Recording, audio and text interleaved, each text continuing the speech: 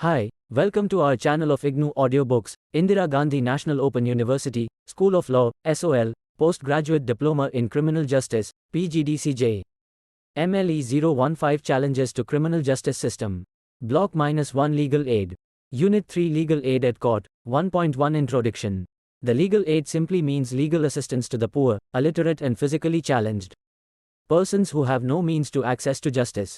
Poverty is the fundamental factor to be considered in granting legal aid.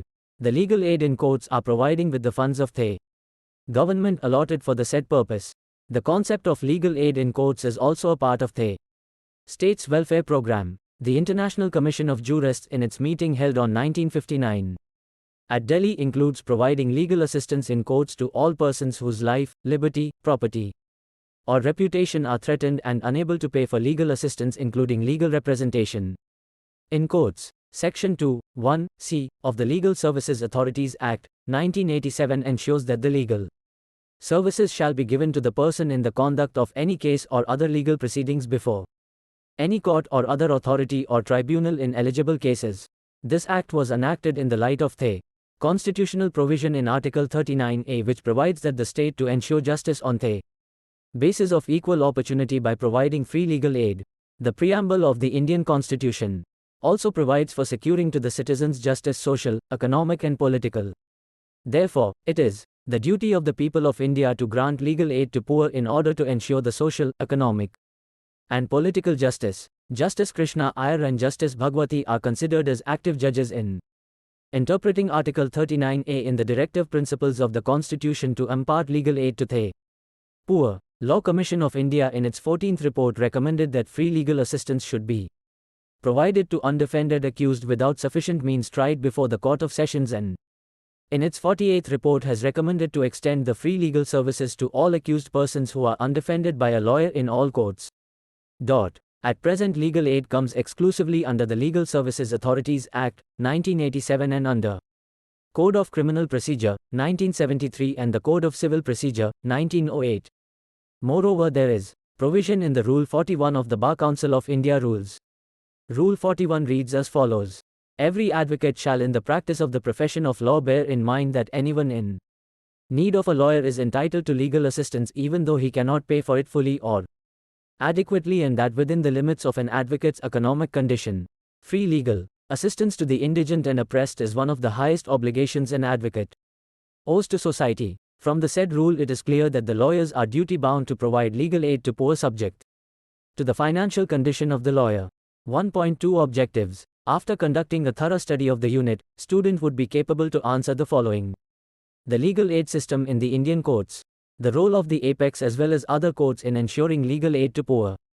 The mechanism formed by the judiciary in imparting legal aid. The access to justice system in India through legal aid. 1.3 Supreme Court Middle Income Group. Legal Aid Society. The Supreme Court Middle Income Group Legal Aid Society is a society registered under the Societies Registration Act, 1860, which provides legal services to the middle-income citizens. The society defines the middle-income group as citizen whose gross maximum income per month does not exceed 20,000 rupees, or Rs. 240,000, per annum, and in appropriate case even allow applicant having income up to 25,000 rupees, per month or 300,000 rupees, per annum. Constitution. The members of the Executive Committee of the Supreme Court Legal Services Committee, formed under the Legal Services Authorities Act, shall be the ex officio members of the society. The Secretary and Treasurer of the society shall be nominated by the Supreme Court Legal Services Committee, and the other members and staff of the society shall be appointed by the Executive Committee. The office bearers of the scheme shall meet at least once in 2 months or earlier if so deemed expedient and necessary. Management of the society is vested with the governing body, which consists of the following members. 1. Chief Justice of India. 2. 2 judges of the Supreme Court. 3. Attorney General for India. 4. 10 advocates of the Supreme Court. The funding under the society is for case intended to be filed in Supreme Court, and it does not applicable for the following cases filed before the Supreme Court. A. Reference under Section 130A of the Custom Act, 1962.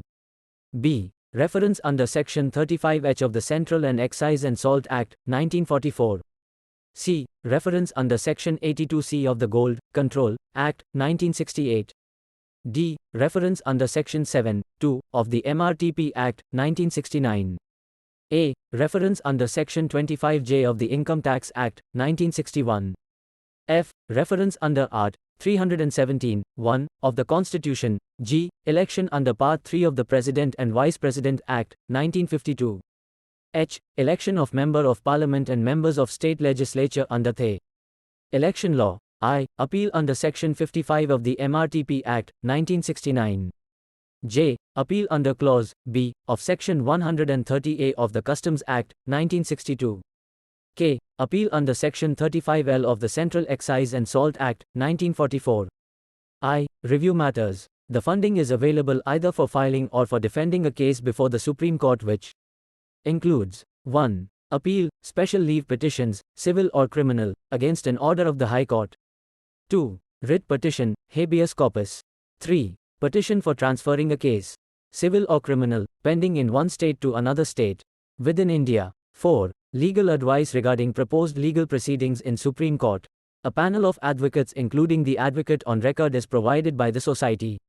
Maximum 2 advocates who knows the regional language in India is also included in the panel. The applicant shall submit an application to the secretary in the prescribed form with relevant documents. The applications will be submitted to the advocate on record who has selected by the applicant for his opinion regarding the scope of the appeal, and the advocate shall certify the fitness of the appeal to the Supreme Court.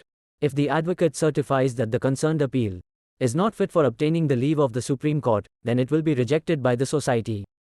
On the other hand, if the advocate certifies it as a fit case for appeal, then the society will proceed with other formalities of providing legal aid to the applicant. In either case, the certificate of the advocate shall be final in deciding the eligibility for providing legal aid to the applicant.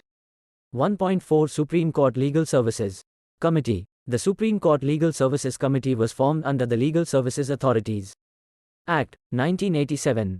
The Central Legal Services Authority framed regulations in the light of Section 29 of the Legal Services Authorities Act, 1987 to control and regulate the business of the committee. The term of office of the member of the committee is for 2 years. Where a person is nominated as an ex officio member, such person shall cease to be a member of the committee if he ceases to hold the post or office by virtue of which he has been nominated as an ex officio member. Powers of the committee as per the regulations are: A. To administer and implement the legal services program in so far as it relates to the Supreme Court of India, and for this purpose take all such steps as may be necessary, and to act in accordance with the directions issued by the central authority from time to time. B. To receive and scrutinize applications for legal services and to decide all questions as to the grant of or withdrawal of legal service. C. To maintain panels of advocates on record and of senior advocates in the Supreme Court for giving the legal advice. D. To decide all matters relating to the payment of honorarium, costs, charges and expenses of legal services to the advocates on record and to senior advocates of the Supreme Court. A. To prepare and submit returns, reports and statistical information in regard to the legal services program to the central authority. Application for legal services. 1. Any person deserving legal service for bringing or defending any action in the Supreme Court may make an application in writing in that behalf. However, if the applicant is illiterate or is not in a position to write, the secretary or an officer of the committee shall record his verbal submissions and obtain his thumb impression, signature on the record, and such record will be treated as his application. 2. The committee shall maintain a register of applications wherein all applications for legal service shall be entered and registered date-wise, and the action taken on such applications shall be noted against the entry relating to such applications. Disposal of applications. 1. On receipt of an application for legal service mentioned in Regulation 11, the Secretary shall first cause the eligibility of the applicant as per the provisions of the Act read with the rules, examined and determined. 2. If the applicant satisfied the eligibility criteria, the Secretary shall proceed to examine the merit of his application. For examining the merits of the application, the Secretary may take the assistance of legal services advocates or other advocate willing to provide free legal advice. The Secretary may also take the advice of the legal service counsel cum consultant employed by the committee. The Secretary shall not be precluded from seeking more than one opinion if any particular case requires in-depth examination. 3. In case the applicant satisfied the eligibility criteria and also has merit in his application, the Secretary shall proceed to decide the mode of legal service. 4. An application for the grant of legal services in any matter, if it is not found fit, may be rejected, for the reasons to be recorded in writing, by the Secretary. 5. In case of refusal for the grant of legal services, the Secretary shall inform the applicant in writing of such refusal. 6. The applicant whose application for grant of legal services has been rejected may prefer an appeal before the chairman for a decision. Modes of legal services. A. Payment of court fees, process fees and all other charges payable or incurred in connection with any legal proceedings. B. Charges for drafting, preparing and filling of any legal proceedings and representation by a legal practitioner in legal proceedings. C. Cost of obtaining and supply of certified copies of judgments, order and other documents in legal proceedings. D. Cost of preparation of paper book, including paper, printing and translation of documents in legal proceedings and expenses incidental thereto. Legal services not to be provided in certain cases. 1. Proceedings wholly or partially in respect of a. Defamations, or b. Malicious prosecution, or c. A person charged with contempt of court proceedings, and d. Perjury. 2. Proceedings relating to any election. 3. Proceedings incidental to any proceedings referred to in sub-regulations 1 and 2. 4. Proceedings in respect of offences where the fine imposed is not more than Rs.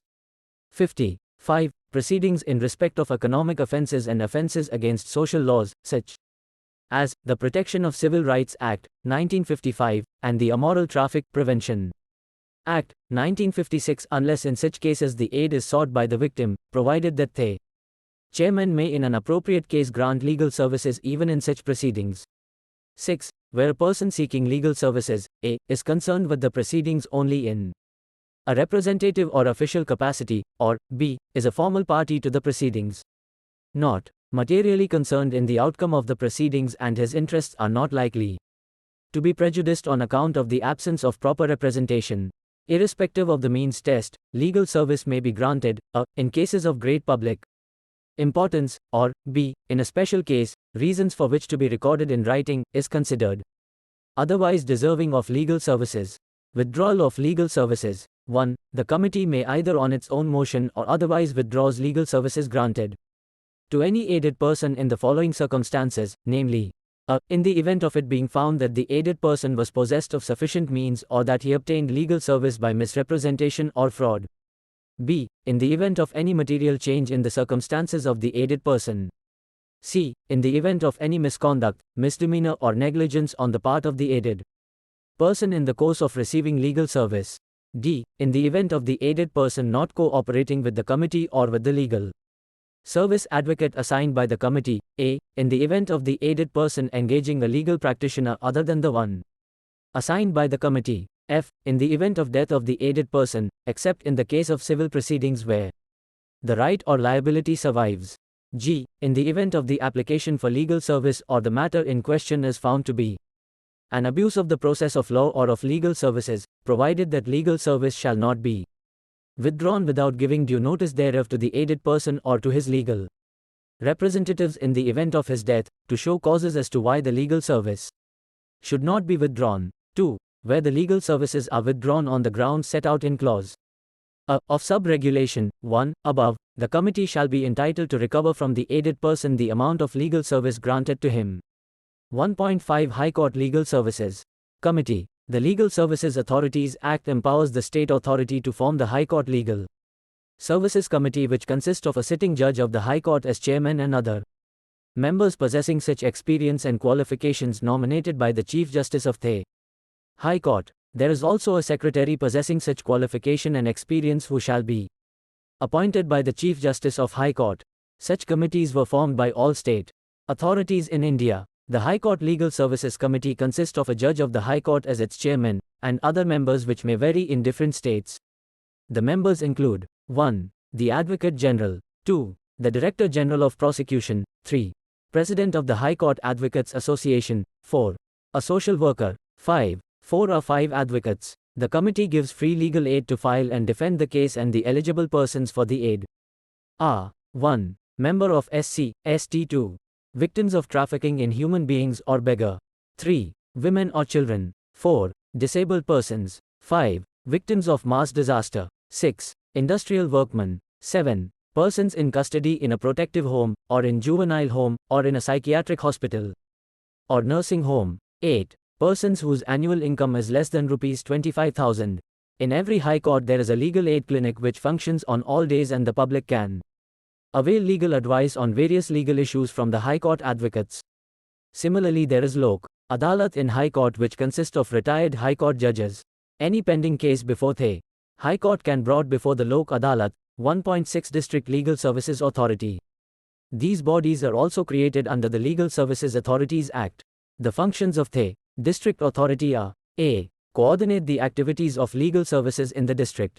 B. Organize Lok Adalats within the districts, and C. Perform such other functions as the state authority may, in consultation with the state government, fix by regulations. 1.7 Lok Adalat. Section 19 of the Legal Services Act empowers the state and district authorities to organize Lok Adalat in their concerned jurisdiction. The Adalat consist of serving or retired judicial officers and other persons. The Adalat have jurisdiction to determine a case on the basis of compromise or settlement between the parties to a dispute. 1. Any pending case before or falling under the jurisdiction of the court for which the Adalat is organized. The Lok Adalat shall have no jurisdiction in respect of any case or matter relating to an offence not compoundable by any law. Section 20 of the Act deals with the cognizance of the cases by Lok Adalat, which reads as follows. 1. Where, in any suit or other proceeding which is capable of being taken cognizance of by a Lok Adalat under the provisions of this Act and pending before any court or tribunal, if the parties thereof make a joint application to the court or tribunal indicating their intention to compromise the matter or to arrive at a settlement, the presiding officer of the court or tribunal, as the case may be, may, instead of proceeding to effect a compromise between the parties or to arrive at a settlement himself, and notwithstanding anything contained in any other law for the time being in force, pass an order that the suit or proceeding shall stand transferred to the Lok Adalat for arriving at a compromise or settlement. 2. Notwithstanding anything contained in any other law for the time being in force, the District Authority may, on receipt of an application from any person that any dispute or matter pending for a compromise or settlement needs to be determined by a Lok Adalat, refer such dispute or matter to the Lok Adalat for determination. 3. Where any suit or proceeding is transferred to a Lok Adalat under subsection 1, or where a reference has been made to it under subsection 1, or where a reference has been made to it under subsection 2, the Lok Adalat shall proceed to dispose of the suit, proceeding, dispute or matter and arrive at a compromise or settlement between the parties. 4. Every Lok Adalat shall, while determining any proceeding before it under this Act, act with utmost expedition to arrive at a compromise or settlement between the parties, and shall be guided by legal principles and the principles of justice, equity and fair play. 5. Where no award is made by the Lok Adalat on the ground that no compromise or settlement could be arrived at between the parties, it shall be open to the parties to a suit or proceeding transferred from a court or tribunal under subsection 1, to continue such suit or proceeding before such court or tribunal, or if it is a dispute or matter referred to a Lok Adalat under subsection 1, any of the persons may institute proceeding in an appropriate court. 6. Where, under subsection 5, the parties to a suit or proceeding intend to continue the proceeding in such suit or proceeding before the court or tribunal from which it was transferred, such court or tribunal shall proceed to deal with such suit or proceeding from the stage at which it was before the suit or proceeding was transferred to the Lok Adalat. Every award of the Lok Adalat shall be deemed to be a decree of a civil court or order of any other court or tribunal. 1.8 Summary. In India there is a full-fledged system providing legal aid to poor in courts. Apart from the bodies created under the Act, some organizations are also playing prominent role in imparting legal aid. The organizing of Lok Adalat is very effective in imparting free and speedy justice to the poor. The legal aid can be considered as a stepping stone in the criminal justice delivery system. Thank you for watching. We will see you in the next video with the next chapter.